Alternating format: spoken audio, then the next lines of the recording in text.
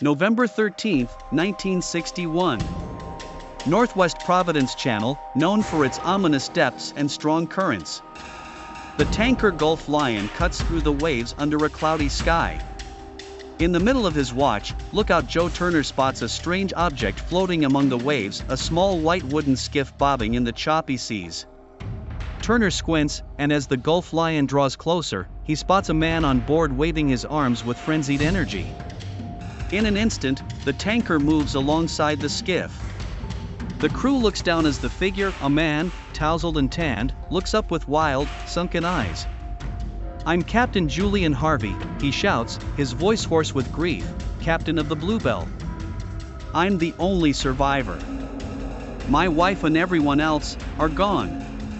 He pauses, picks up a small bundle. "There's a dead child on board." The crew stared in amazement as Harvey handed over the limp body of 7-year-old Renee Dupree, her face pale and motionless. What had happened aboard the Bluebell? And why was the captain the only survivor? A week ago, the Dupree family had left their cold home in Wisconsin, heading for a vacation in the Bahamas. Dr. Arthur Dupree, his wife, Jean, and their 3 children, Brian, Terry Jo, and Renee, had boarded the sleek 60-foot sailboat Bluebell in Fort Lauderdale.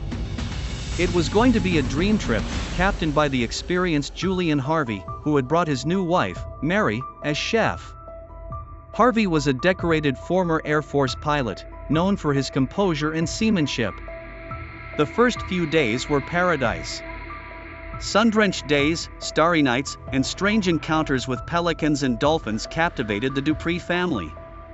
Captain Harvey kept the ship on course, though his wife, Mary, seemed distraught, often glancing at him with a mixture of fear and contempt. In letters home, Mary's language hinted at the tension. "If I disappear, remember this," she wrote ominously to her sister. But for the Dupree family, everything seemed perfect. They snorkeled in crystal-clear waters, explored uninhabited islands, and dreamed of future trips. As they headed toward the quiet town of Sandy Point, Arthur shared a vision with Captain Harvey. "We'll be back here every year," he told the captain, smiling. But Harvey's reaction was unsettling. He nodded curtly, his face devoid of the warmth Arthur had expected. The comment remained an eerie shadow over the family's last happy evening in paradise. On Sunday night, the Dupree and Harvey dined on chicken cacciatore cooked by Mary, who seemed distracted, even nervous. By 9 p.m., Terry Jo, the 11-year-old, had gone to bed. The others remained awake in the cockpit, laughing and chatting as the sea faded into darkness. Then the scream, the loud, desperate cry for help, awakened Terry Jo. "Help, Daddy, help," she heard her brother Brian yell, his voice filled with fear. The sounds were followed by stomping, frantic footsteps, and finally silence. Terry Jo lay motionless with fear, her heart pounding. But silence enveloped Bluebell. Gathering her courage, she slowly crept to the main cabin. Inside, she saw the unthinkable. Her mother and brother lay on the floor, blood pooling beneath them, their bodies motionless. She barely had time to process the horror before footsteps thundered down the stairs. Captain Harvey appeared in the doorway, his eyes cold and unfeeling. He grabbed her by the shoulders, growling, "Get back there." Shaking, she ran to the bunk bed, pulled the covers over her head, helpless as the water flooded into the cabin.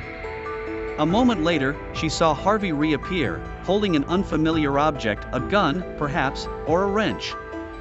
His face was a twisted mask of grim determination. Terry Jo struggled, her heart pounding, but he turned and walked away. She waited, paralyzed, until she heard him shouting from the deck, followed by the splash of a life raft hitting the water. Terry Jo knew she couldn't stay below. Water was rapidly filling the cabin. She fought her way up the deck, climbing the flooded ladders to find the mainsail sliding beneath the waves. The ship was sinking. Captain Harvey was gone, along with the lifeboats and life rafts. Desperate, Terry Jo remembered the small white lifebuoy stowed on deck. She threw it overboard, plunging into the cold sea. Climbing aboard, she watched the Bluebell disappear beneath the waves, dragging her family with her to a watery grave. For 4 days she drifted, exposed to the scorching sun by day and freezing cold by night. She survived on a thin layer of hope, but only barely. On the 4th day, hallucinating, exhausted and near death, she spotted a large ship approaching. With all her remaining strength, Terry Jo waved. The crew of the Greek freighter, Captain Theo, saw her faint movement and quickly lowered the lifeline.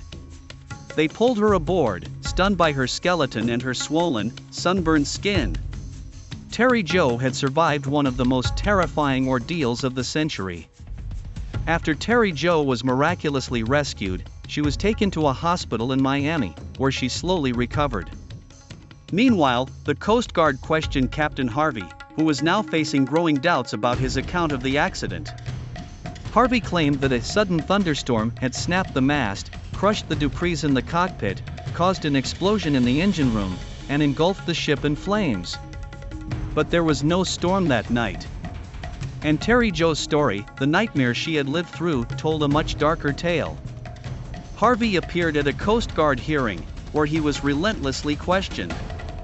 Sweating and stuttering, he seemed increasingly nervous. His account of a tragic accident fell apart. Just as the hearing seemed to be reaching a dead end, an officer burst into the room with news: 11-year-old Terry Jo Dupree was alive, and her story had exposed Harvey as a murderer. Harvey paled. Muttering something about needing air, he abruptly left the room, disappearing from the building.